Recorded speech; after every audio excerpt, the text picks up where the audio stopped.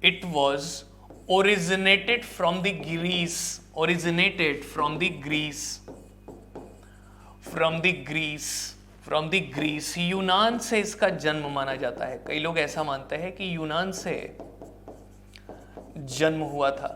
कई लोग ऐसा मानते हैं कि यूनान से जन्म हुआ था। अब आपने एक मूवी देखी होगी स्पार्टा। स्पार्टा, और वो मूवी आपने अगर देखी होगी, वो जो 300 मूवी थी, स्पार्टा की कहानी थी, तो यूनान की संरचना कुछ ऐसी थी। अगर मैं आपको बताऊं तो ग्रीस की संरचना कुछ ऐसी थी। अगर मैं तीसरा पॉइंट यहां पे लिखूं, पॉइंट इसलिए लिख रहा हूं जिससे आपको पता लगे कि इसके बाद ये हमने डिस्कस किया है, ठीक है, याद करने में आसानी होगी। अगर मैं ग्रीस की बात करूं तो ग्रीस का समाज एक ऐसा समाज था जो बड़ा प्रोग्रेसिव था, है ना। और ग्रीस में लोगों की क्षमताओं के आधार पे समाज को बांट दिया गया था। यह समाज की प्रारंभिक अवस्था है। क्या है? प्रारंभिक समाज की अवस्था। प्रारंभिक समाज की अवस्था, इनिशियल सोसाइटी, है ना। State of initial society. क्या है ये? State of initial society. State of initial society. State of initial society. तो अगर आप देखोगे कि ग्रीस में दो प्लेस हैं, एक है एथेंस, एक है एथेंस, एक एथेंस नाम का प्लेस है और एक स्पार्टा नाम का प्लेस है। अब देखो, ग्रीस के लोग ये मानते थे, ग्रीस के लोग ये मानते थे कि व्यक्ति की क्षमताएं अलग अलग होती हैं। In the Greece there was a clear consideration कि व्यक्ति की क्षमताएं अलग अलग होती हैं, इसलिए व्यक्ति की क्षमताओं के हिसाब से कार्य का बंटवारा हो जाना चाहिए। There was a clear understanding in the Greece stratification of the functioning of the individuals according to their capacity and eligibility. तो अगर किसी के पास अगर पढ़ने लिखने का गुण हो, अगर वो बुद्धिमान ज्यादा हो, तो उसको एक अलग समाज में विकसित होना चाहिए। जैसा फॉर एग्जाम्पल कि अगर कौवों के बीच में हंस को रख दिया जाएगा, अगर मान लो 500 कौवे हैं और एक हंस को रख दिया गया, तो उसको बड़ा बेइज्जती से फील होगी हंस को, और वो सोचेगा वो भी कौवा क्यों ना हुआ। तो अगर एक बुद्धिमान को अगर 100 मूर्खों के बीच में रख दिया गया तो अपना विकास ही नहीं कर पाएगा, क्योंकि उसके साथ ट्यूनिंग ही नहीं बनेगी। अपनी ही जिंदगी में देख लो, अपनी ही जिंदगी में देख लो, कई बार ऐसा हमारे साथ नहीं होता। हमें लगता है कि हम इस परिवेश में मिसफिट हो रहे हैं। Sometimes we are getting this sense we are misfit in this situation because there is a lack of tuning between us and that society, that surrounding। हमें ऐसा लगता है। तो ग्रीस के लोग पहले से ही मानते थे कि किसी के अंदर खेलने का गुण होगा, किसी के अंदर युद्ध करने का गुण होगा, किसी के अंदर एक तरीके से समझदारी ज्यादा होगी। तो इन्होंने समाज को दो वर्गों में बांट दिया था, एक society of warriors, society of warriors. और आपने 300 मूवी में देखा भी होगा, है ना। एक बार टॉपिक को अच्छे से समझ लो तो आसानी हो जाती है चीजों को लिखने में और उसको एक्सप्लेन करने में, फिर याद नहीं करना पड़ता। और यहां पे क्या है? Society of intellectuals, society of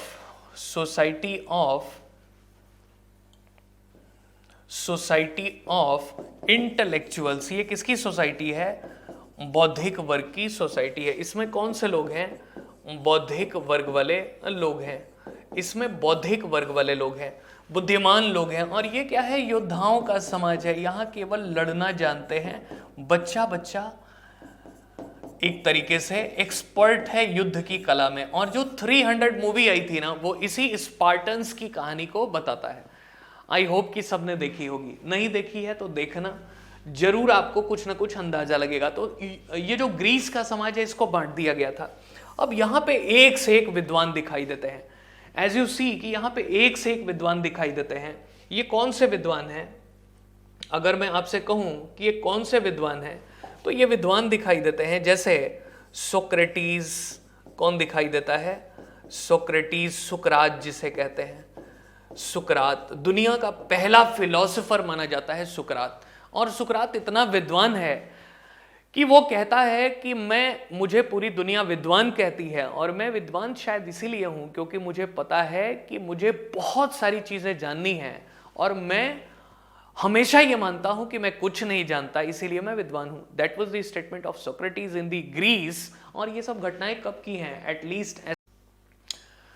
तो अगर मैं बात करूं कि एक घटना लगभग 4000 साल पुरानी है ना, it was around 4000 years old incident. ये लगभग 4000 साल पुरानी घटना है। और यहाँ पे क्या दिखाई दे रहा है कि एक तरीके से सुकरात दिखाई दे रहा है, इतना विद्वान, फिर इसका शिष्य दिखाई दे रहा है प्लेटो, फिर प्लेटो का शिष्य दिखाई दे रहा है अरिस्टोटल, जिसे आप अरस्तु कहते हो, लगभग सभी विज्ञानों के जन्मदाता के रूप में दिखाई देता है। तो प्लेटो, अरिस्टोटल, ये सब दिखाई देते हैं, ठीक है। अब देखना जरा, और इसी अरिस्टोटल का शिष्य है अलेक्जेंडर, सिकंदर महान। हालांकि इसकी महानता पे भी कई तरीके के सवाल उठाए जाते हैं, क्योंकि अंग्रेजी इतिहासकारों ने या यूरोपीय इतिहासकारों ने क्या किया, लगातार अंग्रेजी इतिहासकारों ने लगातार केवल अपने लोगों को महत्व दिया है ना, केवल अपने लोगों को महत्व दिया और बाकी लोगों को उतना महत्व नहीं दिया। तो यहाँ पे ऐसा दिखाई दे रहा है कि ये विद्वानों का समाज है और ये योद्धाओं का समाज है। अब मैं कहने की कोशिश क्या कर रहा हूँ कि प्रारंभिक अवस्था है, यहाँ पे समाज को समझने की कोशिश की जा रही है। और कहते हैं, अगला पॉइंट देखना, कहते हैं फोर्थ पॉइंट, कहते हैं कि अरिस्टोटल का ये कथन दुनिया में पहला कथन है, अरस्तु का ये कथन दुनिया में पहला कथन है, अरस्तु का कथन दुनिया में पहला ये कथन है कि man is a political animal. ये जो कथन है यह इतना महत्वपूर्ण है, यह सिद्ध करता है सामाजिक व्यवस्था को कि मनुष्य एक सामाजिक प्राणी है।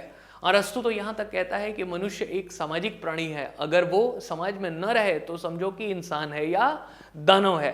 तो बहुत क्लियर सी बात है कि इंसान बिना सोसाइटी के रह ही नहीं सकता है। तो वो जब कहता है कि man is a social and political animal, social and political animal, social and political animal, मानो एक सामाजिक और राजनीतिक प्राणी है, मानो एक सामाजिक व राजनीतिक प्राणी है, सामाजिक व राजनीतिक प्राणी है। तो यहीं से माना जाता है कि समाज शास्त्र का जन्म हुआ है ना, यहीं से माना जाता है। It was considered as origin of sociology, ऐसा बहुत सारे लोग मानते हैं। हालांकि इसका अगर एक विज्ञान के रूप में देखें, अगर इसकी एक विकास के रूप में देखें तो बड़ा बाद में होता है। शुरुआत तो इसकी बहुत पहले से हो गई थी और इंसान समाज में ही रहता है, लेकिन अगर इसको एक सोसाइटी, एक विज्ञान के रूप में देखें तो इसकी शुरुआत कहाँ से होती है, तो देखोगे कि फ्रेंच रिवॉल्यूशन से 1789 पहली बार फ्रांस की क्रांति ने, ये सब पॉइंट्स याद रखने हैं। This one is very very important points, आपको ये याद रखना है, बहुत जरूरी वाली बातें हैं। क्यों याद रखना है, क्योंकि आपको एग्जाम में क्यूट करना होगा ना, इसको एग्जाम में क्यूट करना होगा। तो फ्रांस की क्रांति 1789, यहीं से समाज के वैज्ञानिक अध्ययन की ओर, वैज्ञानिक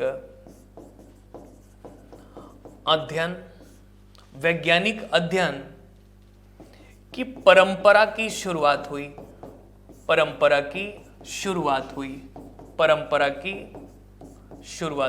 यहीं से इस परंपरा की शुरुआत हुई है ना, यहीं से इस परंपरा की शुरुआत हुई।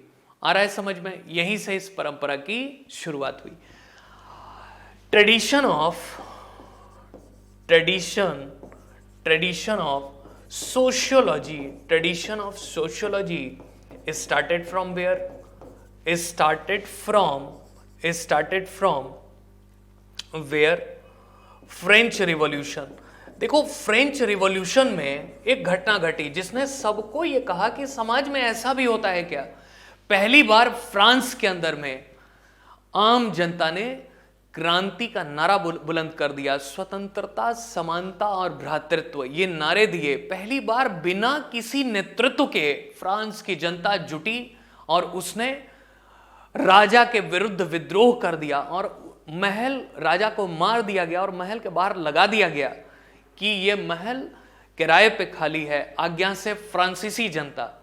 Without any leadership French people gathered at the place and they killed ruler, they killed despot ruler, जो तानाशाह था उसको मार दिया गया। And they pasted on the walls and gate of the palace, this palace is rented ordered by people of France. तो इस घटना ने तो समझो कि बहुत समाज के अंदर में एक तहलका मचाने वाली बात हो गई कि पहली बार जनता ऐसा भी कर सकती है क्या। और यहीं से समाज के वैज्ञानिक अध्ययन की ओर इशारा करने की कोशिश की गई, यहीं से कोशिश की गई कि इसको थोड़ा हम समझें और देखें। ठीक है, तो अगर हम आगे बढ़े, और अगर छठे पॉइंट को देखें तो हम ये लिखेंगे कि फ्रेंच रिवॉल्यूशन में एक अलग ही टेंडेंसी चल रही थी। क्या चल रहा था? जो फ्रेंच रिवॉल्यूशन था उसमें एक अलग ही टेंडेंसी चल रही थी। क्या चल रहा था?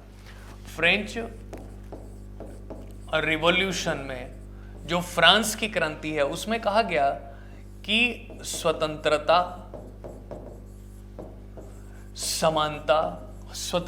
समानता और भ्रातृत्व, ये हमारे मूल हैं। ये क्रांति का स्लोगन था। स्लोगन मतलब नारा था। क्रांति का नारा क्या दिया गया? क्रांति का नारा था स्वतंत्रता, समानता और भ्रातृत्व। स्वतंत्रता, समानता व भ्रातृत्व। और यह एक अपने आप में अजीबोगरीब घटना थी कि आम जनता बिना किसी लीडरशिप के, विदाउट एनी लीडरशिप, और उन्होंने चेंज करने की कोशिश की व्यवस्था में। तो यहीं से वो शुरुआत दिखाई देती है। इस घटना ने क्या किया? कहीं ना कहीं हमें समाजशास्त्र को पढ़ने के लिए प्रेरित किया, वैज्ञानिक तरीके से समाजशास्त्र को पढ़ने के लिए प्रेरित किया। अब जरा देखना, तो इसमें विदाउट लीडरशिप हुआ है। तो अब देखो, इसका मतलब कि समाज में कोई समस्या होगी, है ना।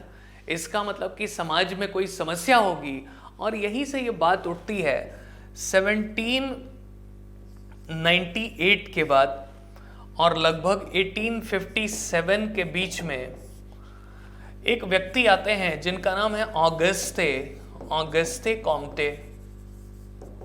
इनको कॉम्टे भी लिखते हैं, कॉम्टे। फादर ऑफ सोशियोलॉजी माना जाता है इन्हें, है ना।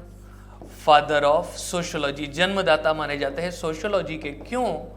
क्योंकि पहली बार यही वो व्यक्ति थे जिन्होंने पहली बार कहा कि सोशियोलॉजी भी तो एक वैज्ञानिक घटना ही है।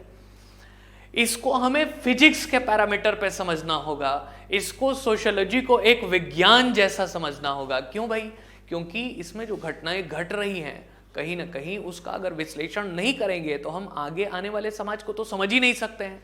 तो एक इंटरेस्टिंग बात यह दिखाई दे रही है कि इन्होंने क्या कहा कि जो सोशियोलॉजी है वह एक विज्ञान है।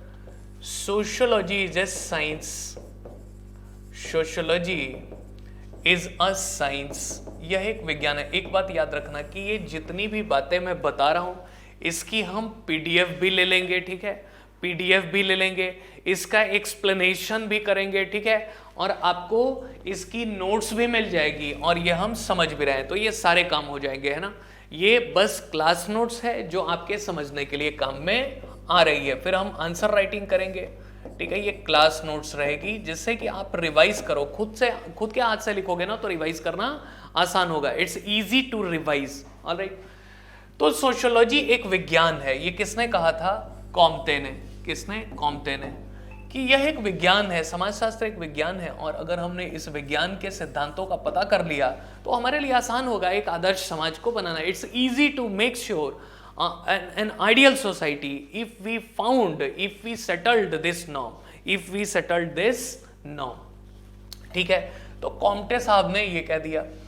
अब आगे चल के और भी लोग हुए। देखो, इन थिंकर्स का नाम बिल्कुल याद रखना, क्योंकि बिना, देखो जब हम ऑप्शनल की पढ़ाई करते हैं ना तो हमें थिंकर्स की आइडियोलॉजी को बहुत याद रखना पड़ता है, क्योंकि इन थिंकर्स को हमें पेपर 2 में भी यूज करना है, हमें हर जगह पे यूज करना है। कम से कम 5-10 थिंकर तो होंगे जो बार बार यूज करेंगे, जिससे कि आप अपनी अंडरस्टैंडिंग को बता सको, है ना, अपनी डेप्थ को बता सको, तो यहाँ पे यही करेंगे, ठीक है। तो सोशियोलॉजी को साइंस कहने वाला है कॉम्टे और एक चिंतक है, ठीक है। अगले पॉइंट के रूप में देखोगे कि ये कहता है, कॉम्टे कहता है कि सोशियोलॉजी का जो डेवलपमेंट हुआ है, डेवलपमेंट जो हुआ है वो 3 फेज में हुआ है। डेवलपमेंट या विकास, development of sociology in 3 phases according to Comte. Comte का अनुसार समाज शास्त्र का विकास 3 चरणों में हुआ है ना। समाज शास्त्र का विकास 3 चरणों में हुआ है। समाज शास्त्र का विकास 3 चरणों में हुआ है। अब ये कौन कौन से चरण है? देखो, एक और बात है, हमेशा याद रखना कि जो भी जो कीवर्ड्स होते हैं ना, कीवर्ड्स मतलब कि जो शब्द यूज किए गए हैं थिंकर्स के द्वारा, वो एज इट इज लिखा जाता है, एज इट इज लिखना होता है, तभी अधिक नंबर आएंगे, है ना। जो उसने वर्ड यूज किया है कॉम्टे ने, हमें भी वही वर्ड यूज करना है। तो जरा इवोल्यूशन देखते हैं। कॉम्टे कहता है कि जो सोसाइटी है, इसका डेवलपमेंट जो फेजेस हैं, डेवलपमेंट फेजेस या जो विकास के चरण हैं, इसके जो विकास के चरण हैं वह 3 तरीके से दिखाई देते हैं। आखिर ये कौन से चरण है भाई? इसके जो कॉम्टे के अनुसार जो विकास का चरण है, जो विकास की प्रक्रिया है, वो 3 तरीके से दिखाई देती है। कैसे? वो कहता है कि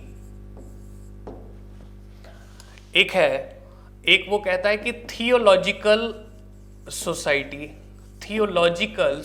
वो कहता है कि जो प्रारंभिक अवस्था है वो कुछ ऐसी थी, थियोलॉजिकल सोसाइटी। इसको हम एक्सप्लेन करके ऐसे लिखेंगे।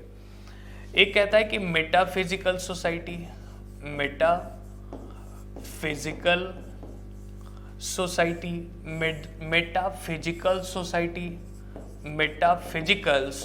और एक कहता है पॉजिटिविज्म सोसाइटी। ये 3 तरीके की समाज की संरचना को बताता है। अगर मैं इसको इवोल्यूशन के क्रम में लिखूं, अगर हिंदी में लिखूं तो इसको लिखूंगा कि धार्मिक समाज। अगर मैं इसको लिखूं तो ये होगा मेटाफिजिकल मतलब तात्विक समाज। मेटाफिजिकल मतलब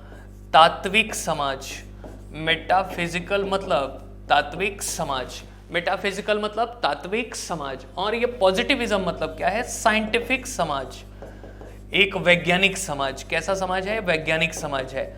अब ये तात्विक समाज क्या है? अब सिंपल सा समझो, जब इंसान को कुछ नहीं आता था तो इंसान हर चीज धर्म के ऊपर छोड़ देता था, है ना। प्रकृति की घटनाएं, जैसे हम भारत में ही देखें तो हमारे जितने भी शुरुआती धर्म दिखाई दे रहे हैं वो बादलों की पूजा कर रहे हैं, वो इंद्र की पूजा कर रहे हैं वर्षा के देवता के रूप में, है ना।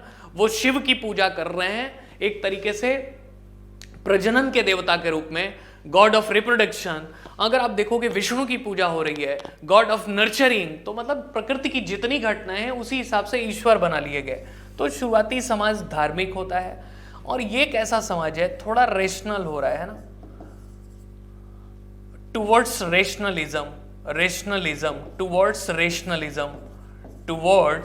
रेशनलिज्म मतलब तार्किकता की ओर। धीरे धीरे समाज तार्किकता की ओर बढ़ रहा है, तार्किकता की ओर। जैसे भारत में ही देखो बुद्धिज्म और जैनिज्म आ गए, है ना। अगर पहले का समाज देखो, जैसे मैं अगर आर्यंस की बात करूं, आर्य समाज की, तो यहाँ पे जो आर्यों की संस्कृति थी वो कैसी थी? धर्म के ऊपर आश्रित थी, है ना। अगर मैं यहाँ पे एग्जाम्पल भी दे दूं आपको तो अच्छे से समझ में आएगा कि जो आर्यन कल्चर है, जो आर्यों का समाज है, वह एक धार्मिक समाज है। आर्यों का जो समाज है वह एक धार्मिक समाज है। और ये जो बुद्ध और जैन दिख रहे हैं, बुद्ध व महावीर दिख रहे हैं, इन्होंने जो जैनिज्म और बुद्धिज्म की परंपरा स्थापित की वो थोड़ा रैशनैलिटी की ओर बढ़ रहा है। हालांकि धर्म वो भी है, लेकिन तार्किक हो रहा है ना। और ये वर्तमान समाज है, मॉडर्न सोसाइटी। मॉडर्न सोसाइटी जो वैज्ञानिक है, हर चीज और हर पहलुओं की जांच करती है, यह वर्तमान समाज है। तो ये कौन कहता है? कॉम्टे कहता। अब ये जरा इसका टाइम पीरियड देखोगे कॉम्टे का, तो आपको बड़ा आश्चर्य होगा कि जिस समय भारत में अंग्रेज अपनी पकड़ बढ़ा रहे थे, उस समय कॉम्टे क्या कर रहा है? अपनी कुछ बातें बता रहा है ना। 1857 तक ये दिखाई दे रहा है। तो कॉम्टे कुछ बातें बता रहा है ना, ये बता रहा है कि समाज विकसित कैसे होते हैं, बढ़ते कैसे हैं ना। अब अगर हम आगे बढ़े तो इसको हमने लिख लिया, ये 10वां पॉइंट था, ये 10th पॉइंट है। और अगर हम थोड़ा आगे बढ़े तो 11th पॉइंट को देखो। एक ब्रीफ इंट्रोडक्शन लेना है, यहां से सवाल कम पूछते हैं, लेकिन आपको पता होना चाहिए कि सोशियोलॉजी की डेवलपमेंट कैसे हुई है ना। अगर आप डेवलपमेंट पता होगा तो इजीली रिलेट कर लोगे, है ना। अगर मैं देखूं तो इसी के बाद एक व्यक्ति है। अच्छा, कॉम्टे है कहाँ का? अगर आप कॉम्टे को देखोगे तो ये फ्रांस का है ना। कॉम्टे कहाँ का है? फ्रांस का है। तो यूरोप की घटना लग रही है। ये कॉम्टे कहाँ का है? फ्रांस का है। कहाँ का है? फ्रांस का है ना। और अगर मैं कहूं कि अगर आप देखोगे, ये तो हमने कॉम्टे के बारे में लिख लिया। अब एक और पॉइंट लिख लो। ये इसलिए जानना जरूरी है कि कौन थिंकर कहाँ का है, कि ताकि आपकी यूरोप की पूरी स्थिति आपको पता लगेगी, है ना। अब जरा आगे बढ़ो। एक व्यक्ति है जिसका नाम है स्पेंसर, ये ब्रिटेन का है। हर्बर्ट स्पेंसर नाम है इसका, ये भी एक चिंतक है, हर्बर्ट स्पेंसर। हर्बर्ट स्पेंसर ये यूके का है, यूनाइटेड किंगडम या ब्रिटेन का है। ये तो बड़ा कमाल का सिद्धांत लेके आता है और ये कहता है कि सोसाइटी शुरू में कैसी थी। ये कहता है कि society initially was similar as human society. लिख लो, human society initially was similar as animals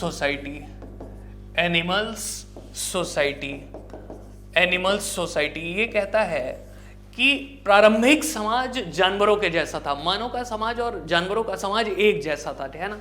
ये कहता है कि मानव व जीवों का समाज एक जैसा था।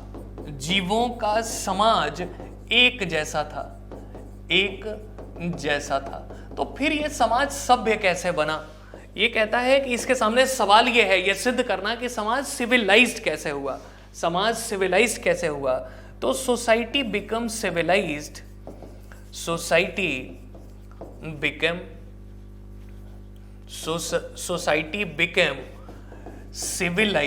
Society become civilised through survival of the fittest theory. Survival of the fittest theory. जो ताकतवर होगा वह समाज में उभर के सामने आएगा और वो क्या करेगा? धीरे धीरे समाज पे कब्जा कर लेगा। और जो लोग ताकतवर होते जाएंगे, जिनके पास संसाधन होते जाएंगे, वो अपने आप क्या होते जाएंगे? सभ्य होते जाएंगे। तो ये क्या कह रहा है? ये कह रहा है कि जो सबसे ताकतवर है, ताकतवर व्यक्ति ही सभ्य बनेगा। ये तो बड़ा इंटरेस्टिंग बात कह दी इसने, है ना। मतलब कि जो गरीब व्यक्ति है उसको तो हक ही नहीं है। इसका मतलब ये है कि समाज में अगर देखा जाए, समाज के अंदर में, तो किसी अन्य व्यक्ति को तो आगे बढ़ने का हक ही नहीं है। इसी समय अगर मैं कहूं कि चार्ल्स डार्विन नाम का एक व्यक्ति है, आपने सुना होगा चार्ल्स डार्विन जो कहते हैं कि जानवरों के लिए, वो बोलते हैं ना, दीर्घतम की उत्तरजीविता, survival of the fittest theory.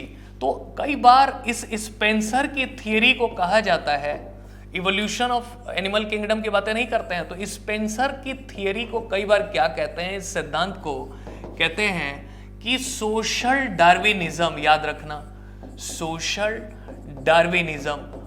कई बार इस पे सवाल पूछा जाता है कि क्या सोशल डार्विनिज्म सही है? तो इस हिसाब से देखा जाए तो जो सबसे ताकतवर होगा वो तो गरीब को आगे ही नहीं बढ़ने देगा। तो ये तो बड़ा खतरनाक प्रवृत्ति होगी। इसीलिए तो भारत का संविधान खास है।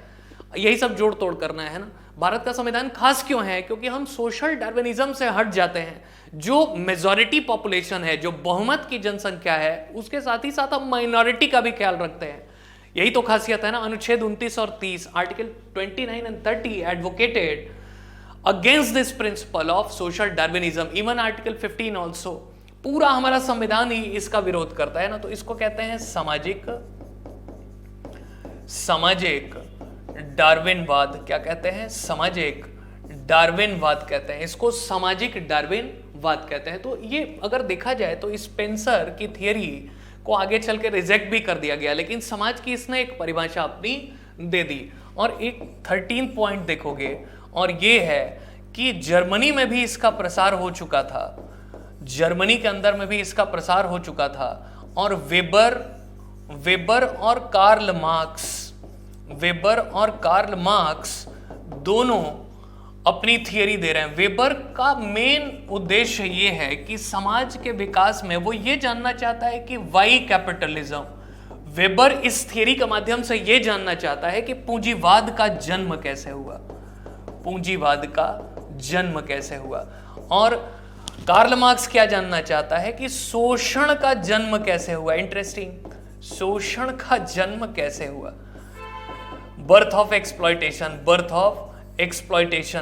एक्सप्लॉयटेशन। जब आपको ये लिंकिंग पता लगेगी ना कि कैसे ये विकसित हो रहा है, अगर ये सभी थिंकर्स के नाम आपको याद होते रहे तो अपने आप इसकी जोड़ तोड़ कर लोगे, है ना। अब हम अपने अगले लेक्चर में क्या करेंगे, यहां तक तो हमने देख लिया कि ये कैसे पूरा डेवलप्ड हो रहा है। अब हम अपने अगले लेक्चर में देखेंगे कि ये भारत के जो समाज शास्त्र के विकास को अगर भारत में देखें तो ये 1769 से स्टार्ट होता है और ये पूरा आजादी के बाद से अभी तक चला आ रहा है। तो उस पूरी ग्रोथ को समझेंगे जिससे कि हमारे दिमाग में कनेक्टिविटी हो। टिल देन नमस्कार। इसके पहले एक अंतिम बात कि आप सभी लोग, कोर्स स्टार्ट हो चुका है, एडमिशन ले लें और हम अब आंसर राइटिंग करेंगे। पूरी नोट्स मिलेगी, टेलीग्राम पे, व्हाट्सएप पे जुड़ें। जो भी क्वेरी होगी उसको आप पता करें, पूछें, करेक्शन कराएं, बिकॉज सोचने का वक्त नहीं है। इसी के साथ नमस्कार, टेक केयर योरसेल्फ।